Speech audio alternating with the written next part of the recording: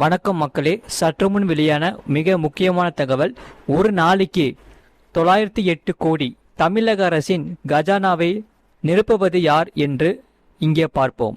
அதை பார்க்கறதுக்கு முன்னாடி நீங்கள் நம்ம சேனல் சப்ஸ்கிரைப் பண்ணாமல் இருந்தீங்கன்னா மறக்காமல் லைக் பண்ணிக்கோங்க, சப்ஸ்கிரைப் பண்ணிக்கோங்க. அதே சமயம் முதலமைச்சர் விஜய் புதிய புதிய திட்டங்கள், புதிய இனி அடுத்து வரக்கூடிய நாட்களில் என்னென்ன திட்டங்கள் வெளியிட போகிறார் என்று இங்கே பார்ப்போம். நீங்க மறக்காம வீடியோக்கு லைக் பண்ணிட்டு சேனலை சப்ஸ்கிரைப் பண்ணிக்கோங்க. வீடியோவை ஸ்கிப் பண்ணாம முழுமையா பார்த்தாதான் உங்களுக்கு தெரியும். 2025 முதல் 2026 நிதியாண்டில் தமிழக அரசின் மொத்த வருவாய் 3,31,569 கோடியாகும். இதன்படி தினசரி வருமானம் பொறுத்தவரை 908 கோடி. இதில் ஜிஎஸ்டி மற்றும் டாஸ்மாக் முக்கிய பங்கு வகிக்கின்றன.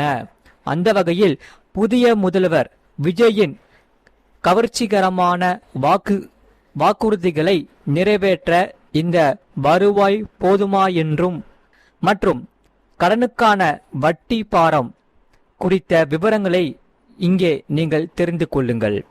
ஒரு மாநிலத்தின் வளர்ச்சிக்கும் அங்குள்ள மக்களின் நலத்திட்டங்களுக்கும் மிக முக்கிய தேவை நிதி.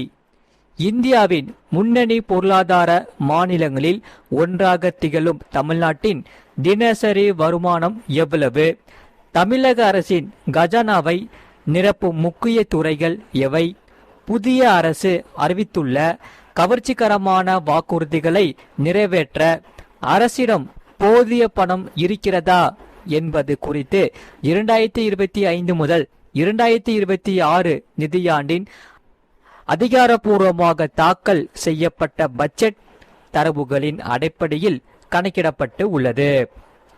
அந்த வகையில் தமிழக அரசின் ஒரு நாள் வருமானம் எவ்வளவு இங்கே பார்ப்போம். தமிழ்நாடு அரசின் 2025 முதல் 2026 நிதியாண்டுக்கான மொத்த வருவாய் வரவுகள் 3,31,569 கோடி என மதிப்பிடப்பட்டுள்ளது. இந்த பிரமாண்ட தொகையை ஒரு வருடத்தின் 365 நாட்களால் வகுத்து பார்த்தால் நமக்கு கிடைக்கும் கணக்கு வியப்படைய வைக்கிறது. அது என்னவென்றால், தமிழக அரசின் ஒரு நாள் சராசரி வருமானம் மட்டும்தான் சுமார் 908 கோடி ஆகும். ஒவ்வொரு நாளும் விடிந்து முடிவதற்குள் தமிழக அரசின் கஜானாவுக்குள் 908 கோடி ரூபாய் வந்து சேர்ந்து கொண்டே இருக்கிறது. சரி, தமிழக அரசின் முக்கிய வருவாய் ஆதாரங்கள் என்னென்ன என்பதை இங்கே பார்ப்போம். நீங்க மறக்காம வீடியோக்கு லைக் பண்ணிக்கோங்க. தமிழக அரசுக்கு பல்வேறு வழிகளில் வருமானம் வந்தாலும் அதில் சிங்கம் பங்கு வகிப்பது 4 முக்கிய துறைகள் மற்றும் மத்திய அரசின் வரி பகிர்வுதான். அவை என்னென்ன என்று இங்கே பார்ப்போம். முதலாவது வணிக வரி மற்றும் ஜிஎஸ்டி. தமிழக அரசின் ஒட்டுமொத்த வருவாயில் மிக முக்கிய தூணாக விளங்குவது வணிக வரி துறைதான்.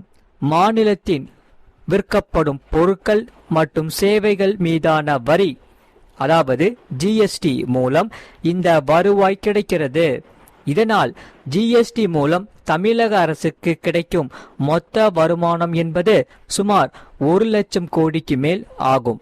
வருமானம் பொறுத்தவரை 1,21,858 கோடி. சதவீதம் பொறுத்தவரை 36.8%. ஒரு நாள் வருவாய் பொறுத்தவரை சுமார் 334 கோடி. மக்கள் இதை கண்டு மிகவும் ஆச்சரியத்தோடு பார்க்கிறார்கள். மாநிலத்தின் ஒட்டுமொத்த வருவாயில் 1/3 பங்கு இதன் மூலமாகவே கிடைக்கிறது என்பது குறிப்பிடத்தக்கது. அடுத்தது மத்திய அரசின் வரி பங்கு, அதாவது ஷேர். மத்திய அரசு நாடு முழுவதும் வசூலிக்கும் வரிகளில் இருந்து வருமான வரி, கார்ப்பரேட் வரி போன்றவை நிதிக்குழுவின் பரிந்துரைப்படி ஒவ்வொரு மாநிலத்திற்கும் குறிப்பிட்ட பங்கு பிரித்து கொடுக்கப்படும். அது தமிழ்நாட்டிற்கு 2வது மிகப்பெரிய வருவாய் ஆதாரமாக உள்ளது. வருமானம் பொறுத்தவரை 66,543 கோடி. சதவீதம் பொறுத்தவரை 20.1%. ஒரு நாள் வருவாய் சுமார் 182 கோடியாகும்.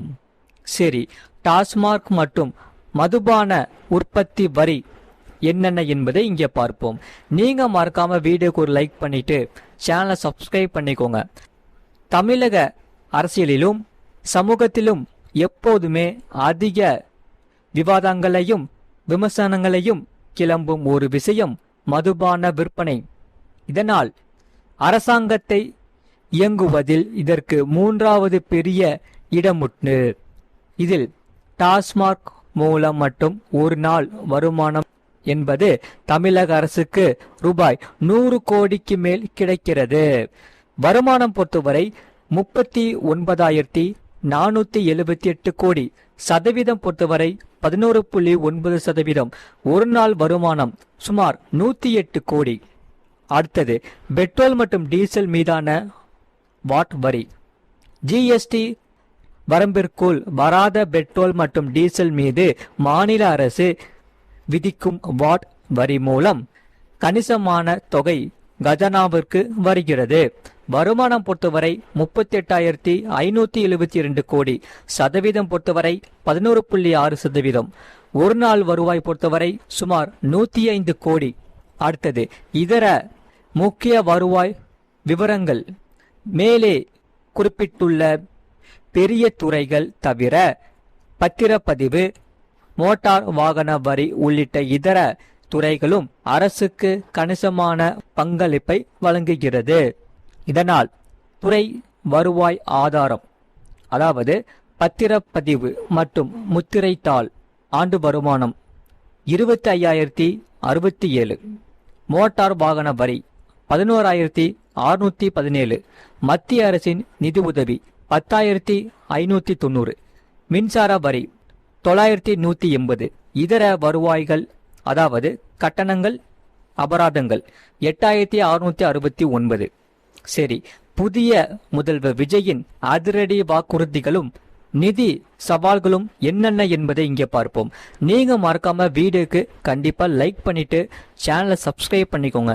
ஏன்னா நிறைய பேர் பாக்குறீங்க, ஆனா வீடியோக்கு ஒரு லைக் கூட பண்ண மாட்டேங்கிறீங்க. மறக்காம வீடியோக்கு ஒரு லைக் பண்ணிட்டு நம்ம சேனலை சப்போர்ட் பண்ணுங்க. புதிய முதல்வர் விஜயின் அதிரடி வாக்குறுதிகளும் நிதி சவால்களும். தமிழ்நாட்டில் அண்மையில் புதிய முதல்வராக பொறுப்பேற்றுள்ள விஜய் தேர்தல் களத்தில் பல்வேறு கவர்ச்சிகரமான மற்றும் பிரமாண்டமான வாக்குறுதிகளை மக்களுக்கு அளித்துள்ளார். அதாவது மகளிர் உரிமை தொகையை 2,500 உயர்த்துவது, பெண்களுக்கு தங்கம் மற்றும் தாய் மாமன் மொய் மோதிரம் வழங்கும் திட்டம், வேலையில்லா இளைஞர்களுக்கு மாதாந்திர உதவித்தொகை. இந்த திட்டங்கள் அனைத்தும் ஏழை எளிய மக்களின் வாழ்வாதாரத்தை உயர்த்தும் நோக்கில் அறிவிக்கப்பட்டிருந்தாலும் அவற்றை செயல்படுத்துவதில் புதிய அரசுக்கு மிகப்பெரிய நிதி சவால் காத்திருக்கிறது. மற்றும் தமிழ்நாடு அரசின் தற்போதைய கடன் மற்றும் வட்டி செலவுகள் பொறுத்தவரை மறக்காம நீங்க வீடியோக்கு லைக் பண்ணிட்டு சேனலை சப்ஸ்கிரைப் பண்ணிட்டு பாருங்க. தமிழ்நாடு அரசின் தற்போதைய நிதி நிலைமையை பொறுத்தவரை கஜானாவிற்கு வரும் வருவாயில் ஒரு பெரும் பகுதி முந்தைய கடன்களுக்கான வட்டி கட்டுவதற்கே செலவாகி விடுகிறது. இதனால் புதிய மக்கள் நலத்திட்டங்களை முழுமையாக நிறைவேற்ற தற்போதைய நிதி ஆதாரம் ஓரளவு போதுமானதாக இருக்கிறது. இதனால் நிபுணர்களின் கருத்துப்படி புதிய தலைவர், அதாவது புதிய முதல்வர் தனது வாக்குறுதிகளை நிறைவேற்ற வேண்டுமானால் கடன்களை குறைப்பதோடு மட்டுமல்லாமல் டாஸ்மாக் அல்லாத பிற வருவாய் ஆதாரங்களை, உதாரணமாக தொழில் முதலீடுகள், பத்திரப்பதிவு சீர்திருத்தங்கள், கனிம வளம் பெருக வேண்டிய கட்டாயத்தில் உள்ளார். சரி, அடுத்தது ஒரு நாள் வருமானத்தின் பட்டியல் பொறுத்தவரை தமிழக அரசின் ஒரு நாள் வருவாயாக ரூபாய் 908 கோடியை நாம் பிரித்து பார்த்தால் அரசுக்கு பணம் எப்படி வந்து குவிகிறது என்பதை எளிதாக புரிந்து கொள்ளலாம். ஜிஎஸ்டி மூலம் 334 கோடி, மத்திய அரசின் வரி பகிர்வு மூலம் 182 கோடி, டாஸ்மாக் மூலம் 108 கோடி, பெட்ரோல் மற்றும் டீசல் மூலம் 105 கோடி, பத்திரப்பதிவு அதாவது ரியல் எஸ்டேட் மூலம் 68 கோடி, இதர துறைகள் மூலம் 111 கோடி மற்றும் தமிழக அரசின் வருவாய் உயர்த்த நடவடிக்கை தேவை.